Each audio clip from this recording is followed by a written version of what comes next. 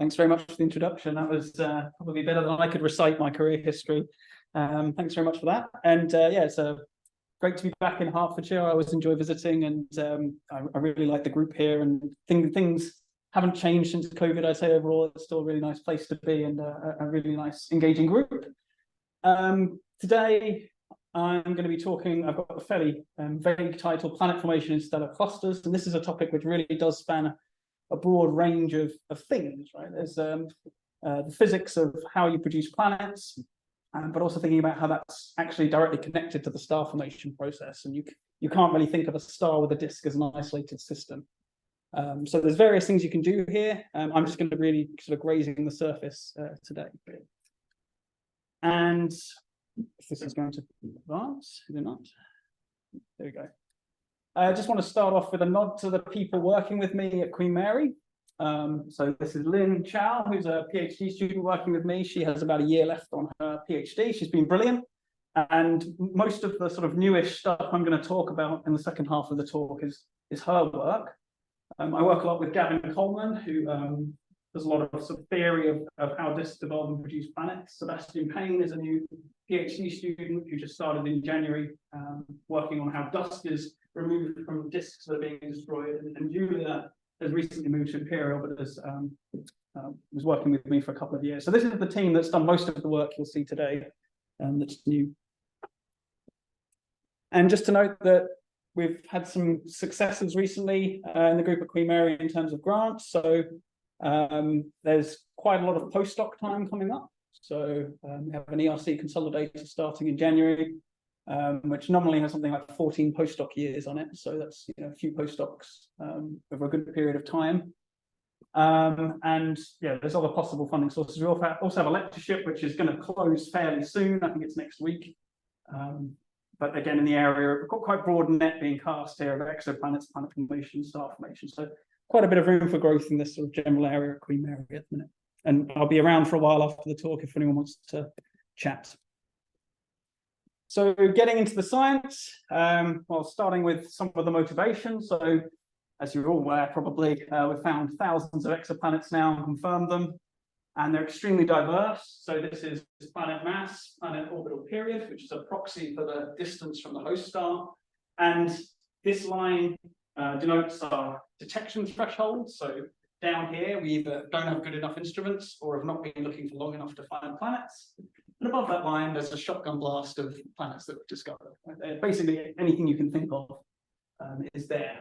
So we have hot Jupiters, so Jupiter mass planets close in. We have lava worlds, so low mass planets close in. And as you go out, we get a broad array of things like cold Jupiters, ocean worlds, ice giants, and rocky planets, including the super Earths. And so the sort of underlying motivation for all this work is we want to understand why planets in the universe are so diverse. This is just one element of the diversity, right? You get different types of planets around different types of star, metallicity, mass of star, all affects the planets you get. So we want to understand that. And if you want to understand that, you have to do two things. One is understand what happens to the planets once they're produced. So that might explain features like this gap here. So if you put a planet in here, the idea is that it'll probably lose its atmosphere so quickly it'll drop down there. But then the other thing you need to do is understand what the properties of the planets would be to begin with. What about the way we make planets gives really diverse planetary systems? So that's that latter angle that I'm interested in.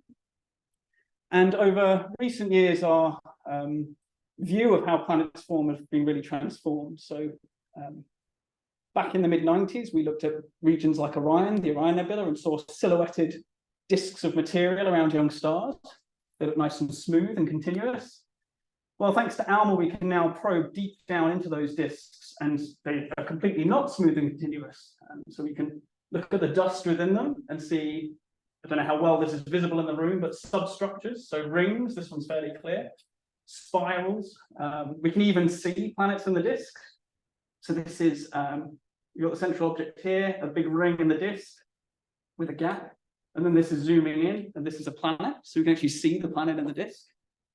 And then we're also now with things like ALMA getting a view of the chemistry of these disks as well, and what the gases are made of. So this is a single disk imaged in a whole bunch of different species and transitions. So we've got a fantastic view of the gas and the dust in disks. These substructures are probably something to do with how the planets are being produced. So fantastic time to be working on this. There's a whole field looking at these kind of observations, trying to understand how we make planets. But there's a caveat to this, which is these planet-forming disks that I'm showing you here are all relatively close by to the sun. And there's a reason we focus on those. They're brighter, so you can see them more easily. And because they're closer, you can also spatially resolve things like these rings. Okay? If I hold up my fingers, eventually as I walk further and further away, you won't be able to tell they're separated, right? If you've got pixels that you're trying to view me with. This was quite good on the webcam for the people online, right? Eventually you really can't see my fingers are separated. So we look at closer systems. And what does our nearby star-forming environment look like? Well, the sun happens to have recently wandered into the middle of a supernova-driven bubble. So there's a supernova 14 million years ago. This is the sun's trajectory. And that supernova has triggered the formation of some star clusters. So we're quite lucky in that there's lots of nearby star-forming regions to look at these disks. And the ones you see disk surveys in are Ophiuchus, Lupus, not so much Musca, and Taurus, which is around here, Chameleon as well. So we've got all these quite nearby star-forming regions. Now, what do those star-forming regions look like Taurus and Lupus? Well, they are actually quite low-mass star-forming regions. They have order hundreds of stars within them. Okay, but there is a whole spectrum of different types of star-forming regions that get very massive. And even just at this stage, you can see they're visually quite different. Now, I hope I'm not going to be like overly laboring the point here. I've tried to make this this talk accessible. So we're going to be going on a bit of a tour as to why these are so different, which will probably be very familiar to most of you. So these low mass star forming regions like Taurus, the formation of one of those kind of regions would look a bit like this. So this is a famous simulation from Matthew Bate of a turbulent sphere collapsing under gravity. And you get all sorts of high density filaments forming, these elongated structures, and they channel material down them. And at the junctions between them, you get a whole bunch of stars getting kicked out. You can see all the white dots being produced. And so this cloud's just collapsing, more and more stars will get produced.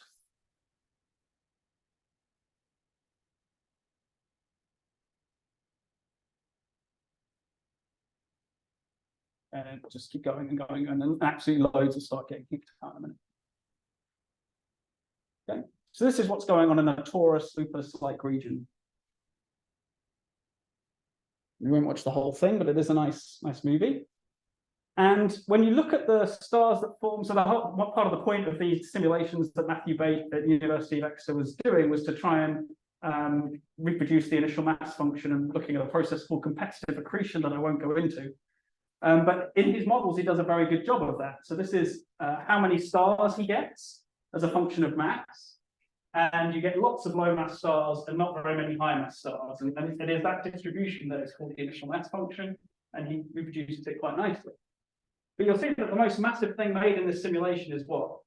5 or 6 solar masses? Not very massive.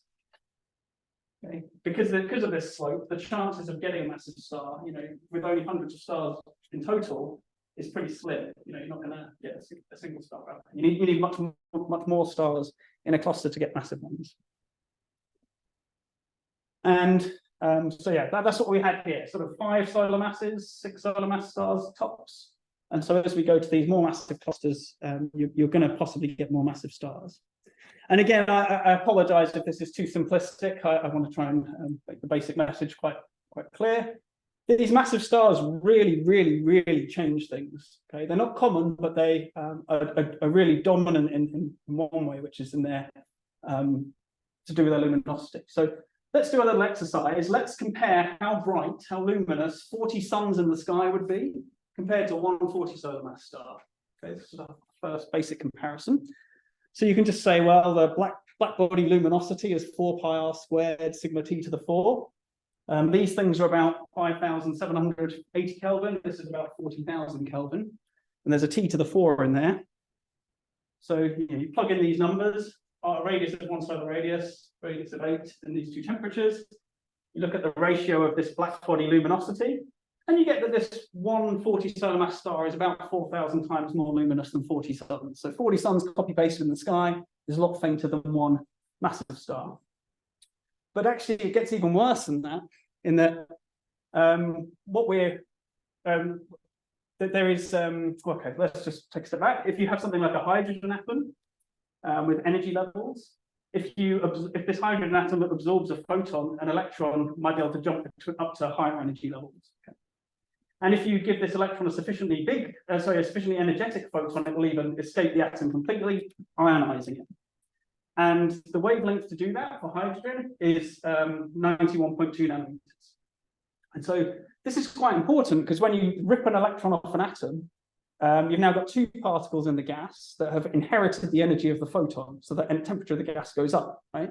You had one particle, and then you send some photon energy in, and now you've got two particles that have that extra photon energy, so their kinetic energy goes up, the temperature goes up.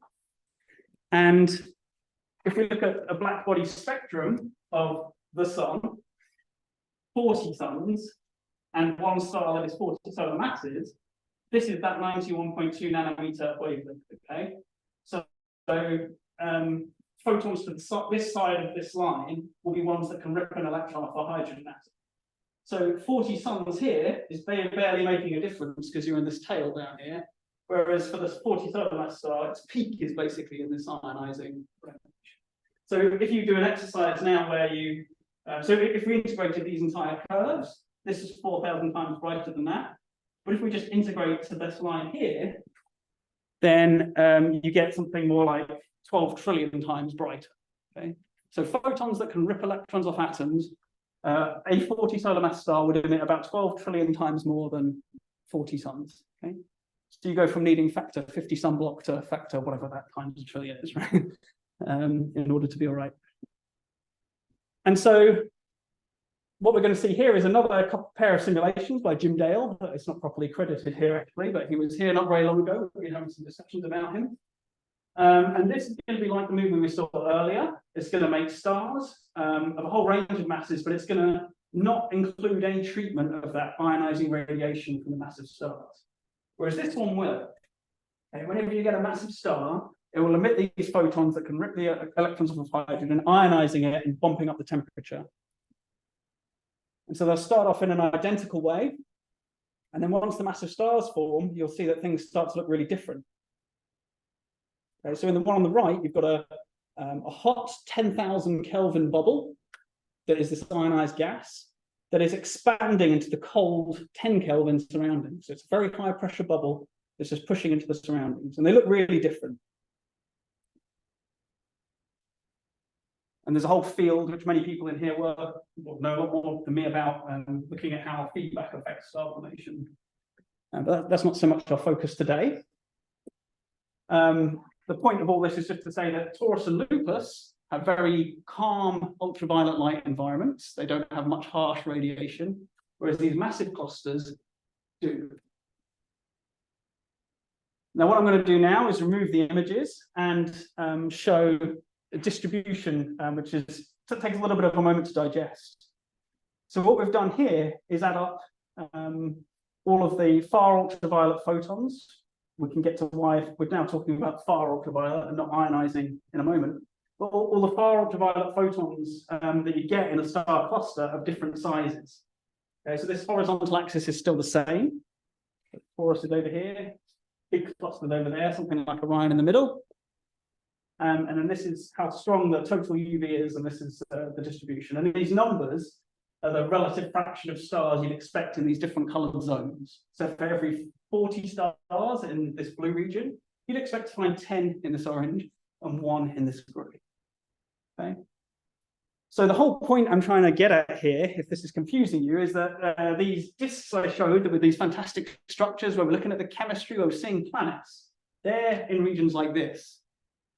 Okay, so they're actually in quite rare environments, and we look at places where all stars form. Most stars form in these bigger stellar clusters where the radiation is possibly much harsher. I should say as well, if anyone wants to just ask questions as we go, that's absolutely fine. And so that really leads into the main topic of what I'm interested in working on at the minute that I'll be talking about today, which is external photoevaporation. So this is you have a planet-forming disk around a star, and the environment is this harsh ultraviolet light, and that shines upon the disk and drives material from it.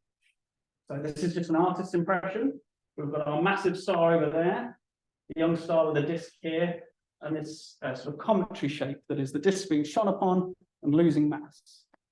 Just go back and start it again from the start, because now you know you're looking at these cometary plumes of material. And we call these proplids. These are disks that are being destroyed by the UV light from massive stars. And we can do better than artist impressions. So this is an unpublished data from JWST. You can equally see this with things like Hubble, though, and you can see there's all these little cometary shaped little stars pointing accusingly at this thing, which is theta 1 OEC, an O star. There's one up here, and there, they're all over the place.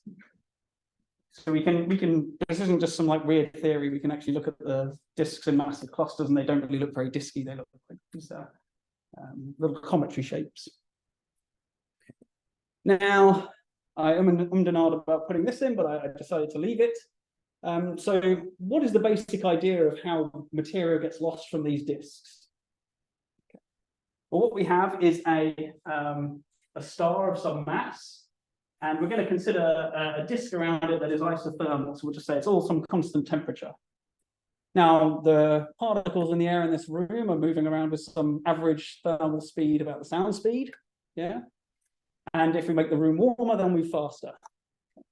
Well, in this gas, just the average motions of the particles, as we get further and further away, if they made the disk bigger and bigger, eventually that average speed will just be bigger than the escape velocity, and the particles, just by being warm, would leave the disk. Okay, so that gives you this idea of something called a gravitational radius. It's just saying about a star of some mass and some medium of a certain temperature, which gives you a sound speed. Eventually, at some radius, just sound waves moving around would be unbound from the start. They're going faster than the escape velocity. So if I made the disk really big, we'd lose mass. And really, all we're doing with external photoevaporation is warming the disk up. You make the disk hotter. You make this bigger. This is proportional to the temperature. So RG would go down. So you shine the light on the disk, warm it up, and that means you can lose mass. That's the basic idea of what's happening. You're just making it warm, and stuff gets unbound. So we can look at these proplids, and we can see the winds coming from them in these cometary shapes, and we can understand why. And there's a whole, most of my work is actually the theory of how they lose mass. I'm not talking about that at all today, other than that, like four slides of cartoon. But we don't just have evidence from looking at individual disks. We can also get statistical evidence for disks being affected by their environment. So what this plot is people going to lots of different star clusters of different ages and counting the stars and counting the fraction that have a disk. Okay, and they do that for clusters of all sorts of different ages. And for sort of normal star clusters, you get this black distribution, also like lower math ones. And then for the really extreme, really massive star clusters that we know of, you get this green one. So this is age. This is the fraction of the stars that have a disk. So in the very massive clusters, we see that sooner, like earlier on in the cluster's lifetime, more stars have lost their disks. So evidence there that disk lifetimes are reduced if you're in a really big, massive, harsh UV environment. So lifetimes seem to be affected. There's also evidence that the masses of disks are affected. So this is from Megan Ansdell. This is the star Sigma Ori. And here are lots of different stars in the cluster around it. And on the right, what's being plotted is the mass of the disk, the function of projected separation. So how far is that on the sky from that?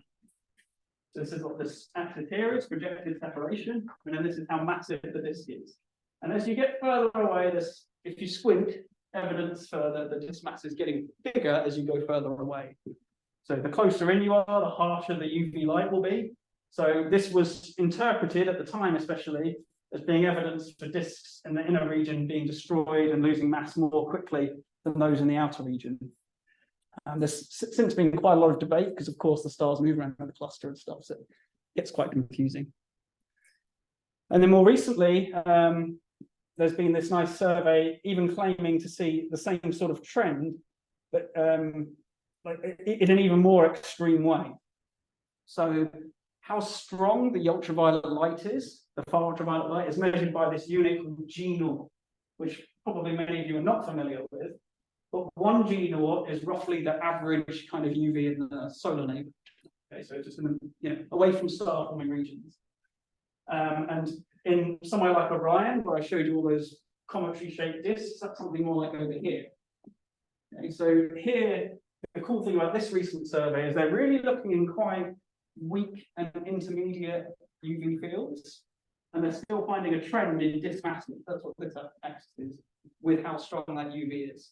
So we've known for ages about these cometary-shaped disks getting really quickly destroyed. But what seems to be new, this is just this year, is this idea that you can even just start destroying them, or at least affecting their masses, even in quite weak and intermediate environments, which is quite cool. So lifetimes look like they're affected, masses look like they're affected. This is hopefully the worst plot I'll show you today. These ones are quite hard to interpret. This is looking at the disk's radii in different clusters. So what you have here is the disk's radius on this axis. And then this is sort of a cumulative probability distribution. So where these things are the sharpest, that's like the most common disk size. Okay? And what I want to point you towards is that this purple one is Taurus, this cyan one, or teal, or whatever it is, one is Lupus. They have average disk sizes of, say, 40, 50 AU. And this one is the Orion Nebula Cluster, which is a massive star-forming region. It's a very similar age to these two, but its disk sizes are more like 10 to 20 AU. So they're smaller. So, yeah, all ALMA data, yeah. And probably the dust as well, rather than the gas. So if any of that was hard to follow, basically the summary so far is that if you take a disk and you shine ultraviolet light on it, we have evidence from statistics of disks in different regions that you will lower their mass, potentially giving you less material to make planets. You'll make the disk smaller, potentially affecting where you can make planets, and you'll reduce the disk's lifetime, which again could affect your ability to make planets. But what's really not been studied until very recently, and what I'm going to talk about in the second half of the talk today, is what might this actually do to the planets? We have pretty convincing evidence now, I'd say, that disks do care about the environment you put them in, but maybe planets just form really quickly or something, and actually, doesn't really matter. So yeah, it's a good chance to stop and ask if there are any questions. This is sort of a rough conceptual idea that disks are affected by their environment. Any at this stage? Yep.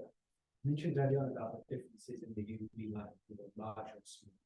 Mm-hmm. Like some of the arguments predicated on the fact that the IMF is essentially sampled randomly. Yes. I've heard some arguments that are more likely to get the bigger stars first. Yes. Do you agree with those? You would also change the picture of the models.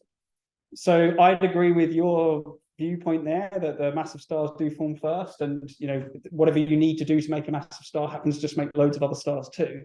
The sort of random argument is actually coming from Andrew Wintermore, and that's where that distribution of the probability distribution I showed, that is from a random sampling of the IMF. So that's kind of why I've ventured into that language a bit. But I suspect it's more a case of whatever you need to do to make a massive star just happens to make loads of other stars too. You need a lot of material, probably under unusual levels of compression compared to low mass star-forming regions. So you could get these massive stars in the smaller clusters because they preferentially. I don't think it's ever seen.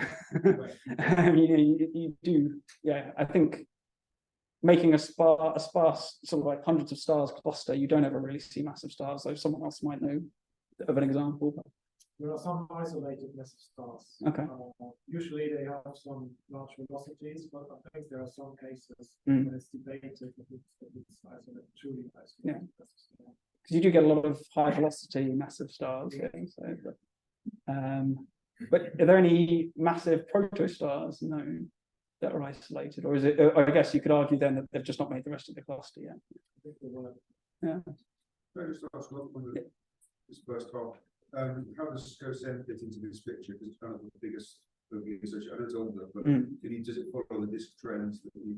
Yeah, so there's people trying to look at SCOSEN, but I think the age complicates it quite a lot. There are ALMA studies trying to look at it and stuff, but yeah, I think it's, what is it, something more like 8 million? Well, it's from 5 to 15. Okay.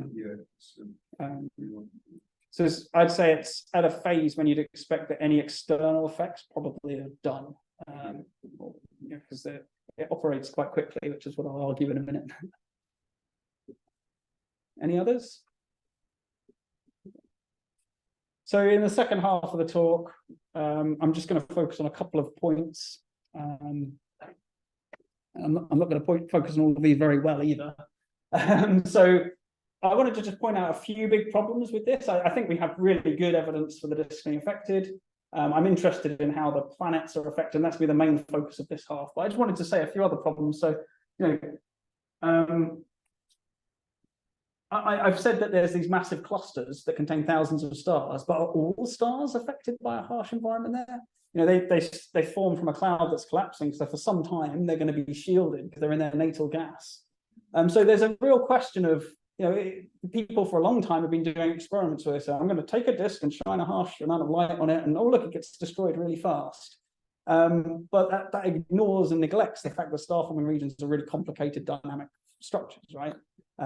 Disks that formed really in the first sort of wave of star formation, if you like, are probably going to have very different levels of irradiation than ones that form a little bit later on, and so on and so forth. So there's a challenging question of, like, when do these things actually get shone upon, and is it at a time when it really matters?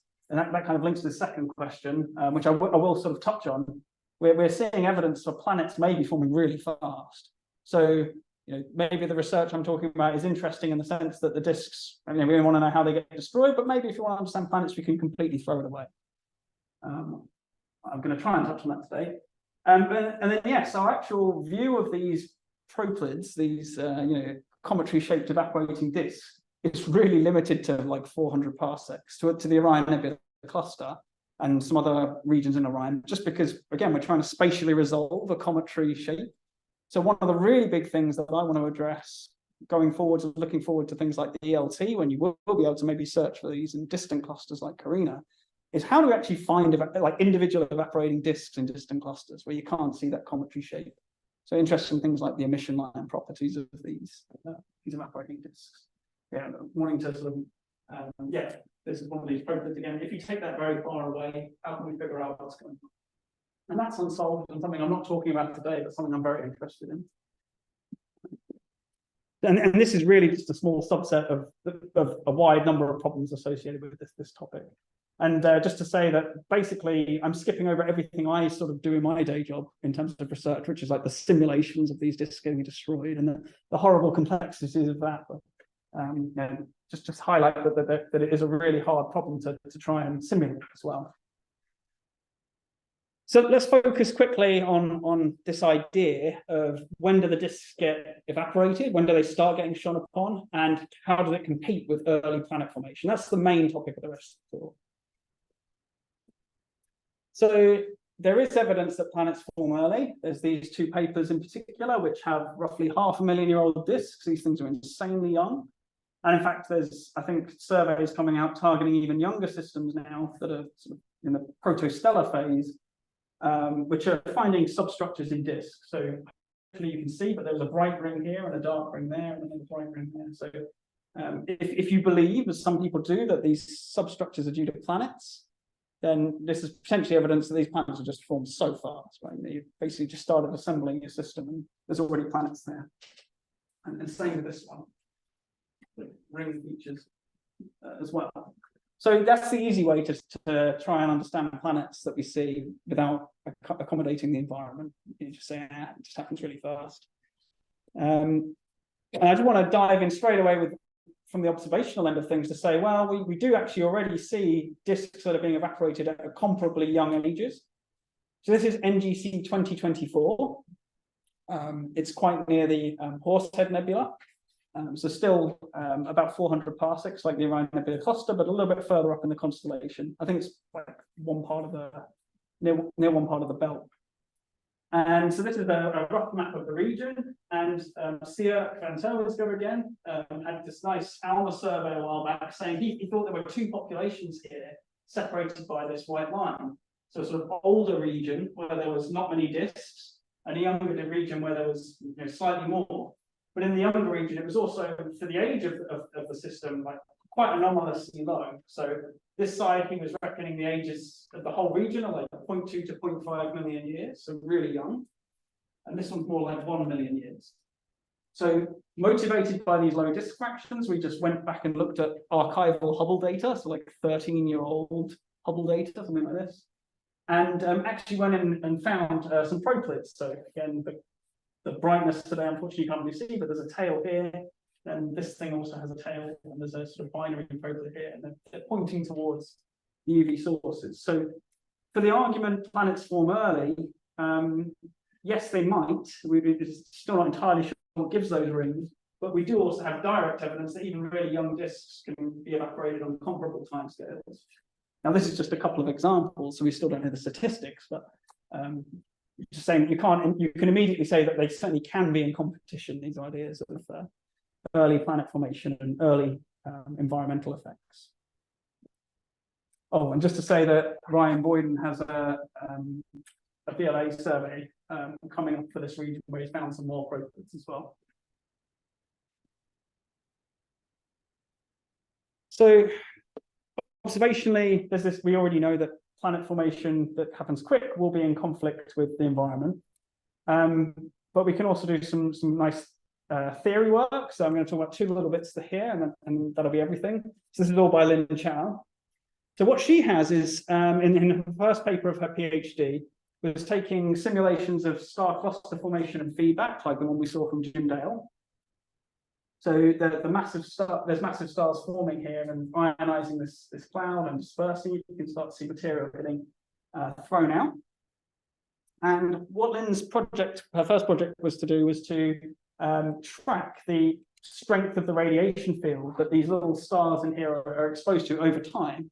So rather than saying, I'm going to take a disk and put it in a really strong environment, she'd actually say, well, this little sync particle here formed in the cloud, spent a little while in there, shielded from the radiation, then moved into the H2 region and started getting shone upon, and then moved really close to the massive star and got zapped. So actually getting like realistic histories for the stars and the radiation fields they see from a star formation model.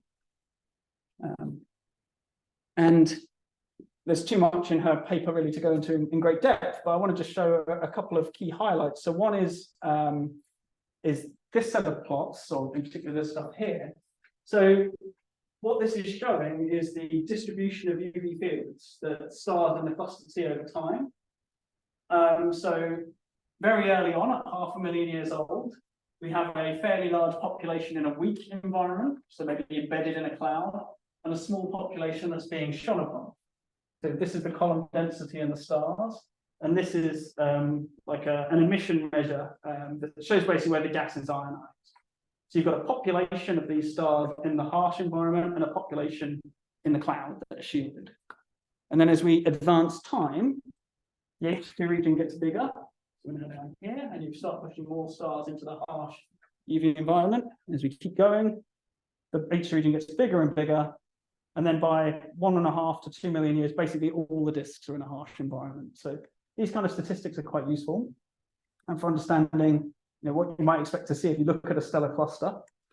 But there's also a key thing here in that these models include ongoing star formation. Another thing that the community has been guilty of is like setting up a cluster at t=0 and letting them go and looking at how they evolve, but then ignoring the fact that stars don't all form at t=0. So what these other planet plots are on the right is the same thing. It's the distribution of UV fields over time. But now it's not the absolute age of the cluster, which we defined on the left as like the time since the first massive star formed. On the right, it's the time in terms of the ages of the individual stars. So all the stars that are 500,000 years have this distribution of UV fields, and so on and so forth. So the message here for observers maybe is that if you look at a 1 million year old cluster and see this distribution of environments that disks are exposed to, it doesn't mean that disks are shielded for a million years. Yeah, this is a 1 million year old cluster. These are 500 million year old stars. Okay, so by the time this really just means that these things just recently formed. They're not 500 million years old yet, because by the time they are, they'll still in the harsh environment. So that was a nice result to come out of Lynn's work, is looking at how long it takes disks to get shone upon by harsh light, and this difference between the age of a cluster and saying, oh, that's a 1 million year old cluster, and the ages of the individual stars. And what she did in follow-up work, so what she'd really shown in that first paper was that disks can be shielded for some time, and that I've not really shown this, but that affects the way the disks evolve and their sizes. But in subsequent work, we wanted to make a first stab at addressing, does this actually affect the planets? Do planets that you get care about the environment? And to do that, we're looking at a process called pebble accretion. And now this might be new to more of you than some of the other material in this talk. So pebble accretion roughly happens as follows. We have a star on a disk, and dust in the disk starts ISM-like, but then bashes together and grows, basically. And that, because the orbital period's shorter in here and slower out there, this sticking and bashing happens more frequently and quicker in the inner disk, and comparatively slowly in the outer disk. Okay, so you get, from the inside out, you get sort of particles getting bigger and bigger and bigger. This is obviously not to scale. These are like millimeter size, the grains of sand. And so you've got this what we call like a growth front moving outwards. And what the dust can do when it gets big enough is start to drift inwards. Okay? So the reason that happens is the dust particles are point masses on a Keplerian orbit, so just going around Keplerian speed. But the gas doesn't actually orbit slightly slower than Keplerian, because there's pressure support slowing it down as well. So the dust is orbiting the disk, getting slapped in the face by gas as it goes. Right? It's going faster than the gas. It feels a drag, and that makes it move inwards. Okay, so the idea of pebble accretion is dust grows, gets bigger, starts to drift inwards, and feeds your planet. Right? You've got like a flux of dust just drifting inwards and feeding the planet. And this is one of the most popular planet formation models at the minute. So when I was interviewing for grants, I always get told, oh, well, finding all our planets are small radii and external photoevaporation just affects the outer disk. Why do we care? So this is also to try and address that. So let's see how planet formation might care. Well, when you evaporate a disk by the environment, you are mostly destroying the outer disk. But when you do that, you drag dust out. You drag small dust out with you. Okay. And so there'll be a period of time, because the dust gets big in the inner disk first, when you have ISM-like dust in the outer disk that you can actually take out. And that, if you've got big dust, you sort of just leave it. So there is a period of time, or a competition, if you like, that sets the amount of mass you have for making planets. If you've got enough time for the dust to all get big and make it all the way to the disk outer edge, well, then your solids that you can make planets with is whatever you had as your initial conditions in the disk. Conversely, if that takes quite a long time and you immediately start destroying the disk, well, then you can eat into a big chunk of the mass, right? Okay, so the picture is dust getting bigger and swept in. It's safe. It can go towards making planets. But then in competition with that is the environment trying to scoop the disk from the outside in and deplete the mass reservoir. Okay, so we've got this competition here. So if you have very fast growth, you get loads of mass. I've already sort of done this. And if you have very slow growth or quick evaporation, you have low mass making planets. So nearly there now. This is now going to be showing the effect that this competition has on the planets you get. So this is the planet's mass relative to Earth. So this is an Earth-like planet. And this is its semi-major axis in NU. So this is a disk that you immediately shine 1,000 G-naught of light of UV light, so quite a middle amount of UV light. So, and these little blobs are little planet seeds that we put in the disk, and so you can see, and these little arrows show their location. So you've got planets that try and grow; they're sort of eating these pebbles to get bigger, and eventually they might get big enough that they can also sort of migrate inwards to the inner disk. That's a set of planets that you'd end up with, a little solar system in here and some like more moon-like bodies out here. And then as we shield the disk for a bit of time by putting in a star-forming cloud, so even 0.1 million years, you see that the masses of the planets go up, and actually even the locations of the planets can change. Yeah, so once, these ones in the middle here, it can get in quite a bit further and get quite a lot more massive. As you continue to shield the disk for longer and longer, the planetary system you end up with starts to get really, really different. Okay, so this is not much shielding, right? You can stick a disk in a cloud for 500,000 years easily, sometimes. Yeah, so the statistics are kind of uncertain. So there seems to be a really non-linear sensitivity of the planets you get to how long you shield the disk for before you start shining UV light on it. And there's a nice little anecdote here, which just comes from looking at these kind of models. Oh, actually, before I get to that, here's like a bit of a summary plot. So this is how long you shield the disk for in millions of years. And this is the final planet mass you get for your planet if you started its little seed at 25 AU. So, and in these different lines, different strengths of the UV environment. So in a torus-like calm environment, the planet you get is always the same. And then as we start to increase the UV field, then you can really get a massive difference on the planet mass. And in the first million years, there's a hugely non-linear sensitivity to how long you shield. Going from no shielding to a million years takes you from whatever this is down here up to like an Earth. And just to give some specific numbers, there is one case in Lind's models where if you don't shield the disk, you get the moon somewhere between Uranus and Neptune. Whereas if you shield it for a million years, that same planet seed, you get the Earth. So this is just from a paper this year, led by Lynn, and was one that was quite satisfying to get out, given all the questions I get asked in grant application interviews and things. For why do we care about this? We're now starting to get some evidence that planet formation really might care about the environment and the details of the connection to the star formation. So to summarize, if you don't remember anything else, I hope that you maybe remember that planet formation is sensitive to the star forming environment. Or at least some models are starting to suggest that. if you're not convinced of that, at least remember that the disks are sensitive to their environment. I think that is pretty convincing now. But we are starting to theoretically suggest that actually the planets that you do get really might be sensitive to the environment as well. And just to say further that most stars formed at a redshift of roughly 2. Their metallicities were different. Feedback, star formation events were possibly even more extreme than the kind of regions I'm thinking about in the local Milky Way. And so if this is important here, it certainly was important then. And so if you want to understand the planet populations we're discovering with Kepler and all these other missions finding exoplanets, presumably the majority of those formed at that period of time as well. So it's a bit too ambitious to be talking about this just yet and get shot down very quickly. But looking to the future, there will be the need to think about how this process happens in even more extreme environments and sort of slightly higher redshifts as well. So I'll stop there and any questions?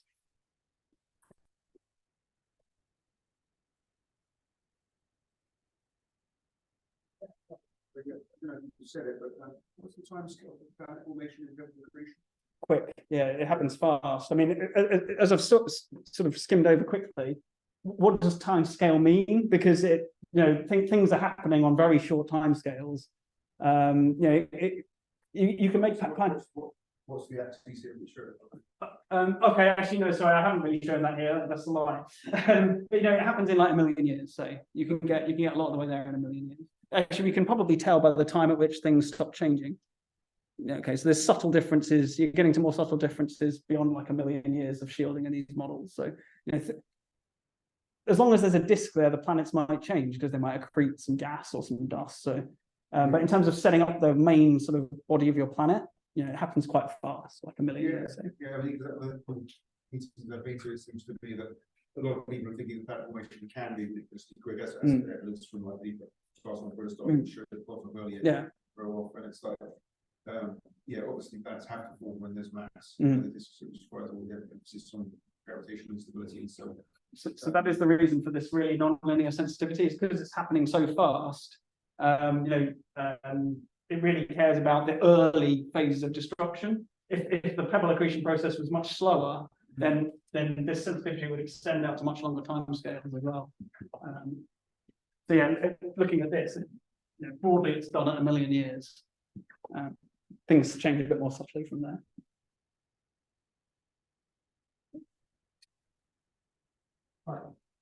I was thinking about the early solar system in that context, where we have this evidence of the radionuclides, all these interior lines. I mean, this kind of suggests there are different models around. You can get it from supernovae or maybe from a massive star wind.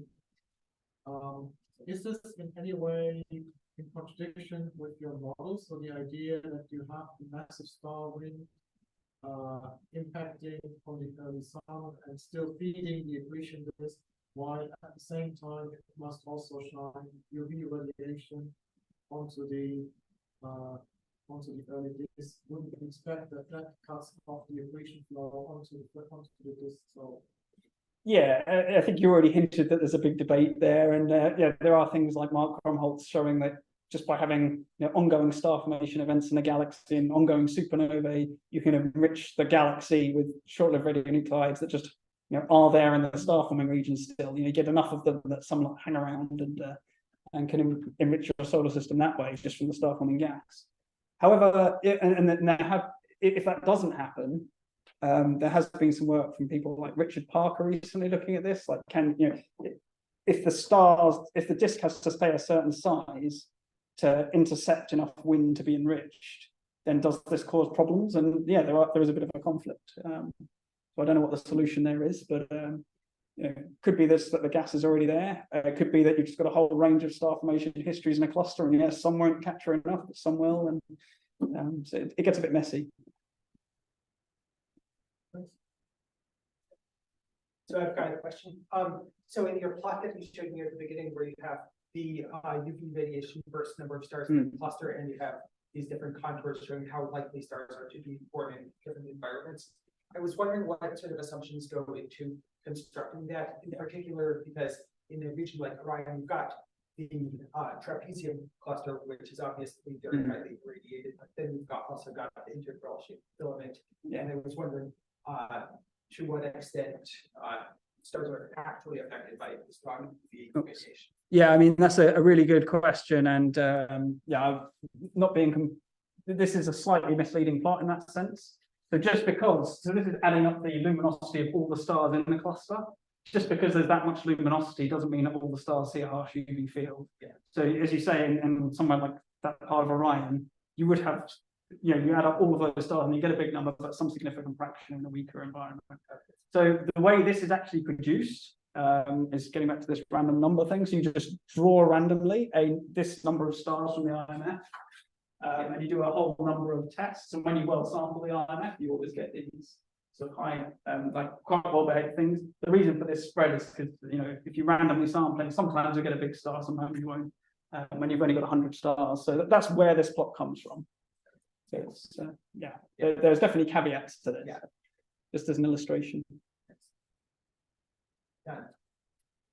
What's your take actually on a potentially chemical imprint on the disk of prior irradiation? Perhaps even this could be temporary, of course. But there was this discussion of what you do, maybe an imprint of the cumulative prior irradiation. Yeah. And so far, this has been a bit inconclusive. But yeah. What's your take on it? So it's been neglected for sure. There's a paper from Catherine Walsh in 2013 taking a disk chemistry model and shining some UV light on it, and nothing has been done since then, really, at the same kind of level. So that's something to do. Ryan Boyden has had some surveys recently in Orion where they have HCO plus and CO, and I can't remember what's different, but they were finding differences compared to other clusters, and we're suggesting again this is like an environmental imprint. So I think it's likely the chemistry in disks is affected, which again could affect things like atmospheric compositions and all sorts of stuff.